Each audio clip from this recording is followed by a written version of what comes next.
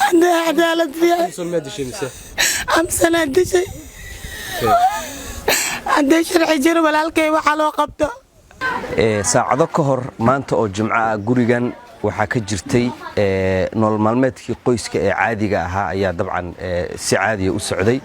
laakiin markii loo soo sheegay geerida walaalkood Xuseen Cabdullaahi Xaydar jawiga waxa uu isku bedelay mid tacsiya sida aad u jeedaan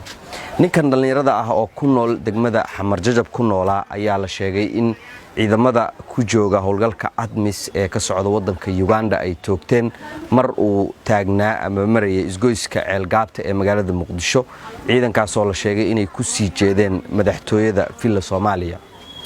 ma ahan markii ugu horeysay oo ciidamadan howlgalka midowga Afrika ee ADMIS ay toogtaan muwaadin Soomaaliyeed laakiin dadku waxay inta badan hadda ay isweydiinayaan iyadoo wadanka ay colaado ka jiraan dagaal ka jiraan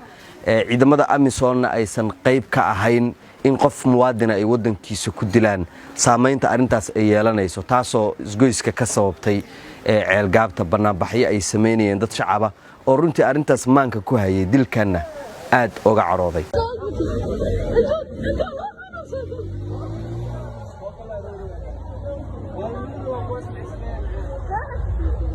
waxaan soo booqnay guriga marxuumkaas waxaana la hadalnay in habreediis iyo walaashiis la dhalatay waxayna sheegeen in ay dalbanayaan cadaalad oo ay ka dalbanayaan ciidamada midowga Afrika ee ADMIS ku jooga iyo sidoo kale dawladda Soomaaliya anigoo laamigaas oo sambuuska gadgadaayo oo sambuuska ganacsahayo wiil ay imaaday wuxuu iiray lambar isi lambarkii maxaa ka rabtaa dooyday walaalkaaga halkaas yaalo iiray anigana waxaan dhahay lambarkii waa ku siinaayay see wax u jiraan wiilkan waa la dilay waa dad dilay waana sakaraad waaye igu yireen anigana waa soo roore hadii uu imaad intii jidkiisa maro cunugii wiilkii oo meed ah uu imaaday oo meeshii la buuxo oo meeshii loo madaaraadooyo oo dadkii qoladii oo meeshii wada buuxaan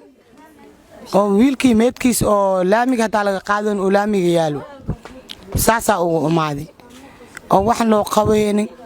wiilkii laamigaas oo yaala cadaalad dalaga jirta hadii cadaalad jirta wala seedida oo aqaaq laga hadlaayo aqdara lagu dilay والله walaalkay horta ani gurigan joogo ma fahanteen dadaan soo reerano imaadeen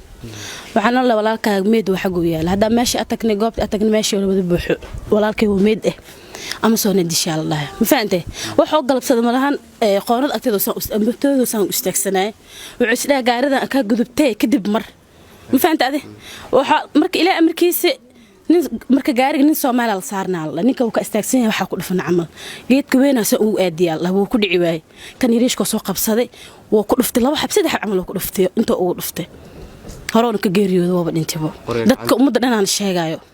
qoryaa fudud ku dilay marka qod fudud ku dilay Allah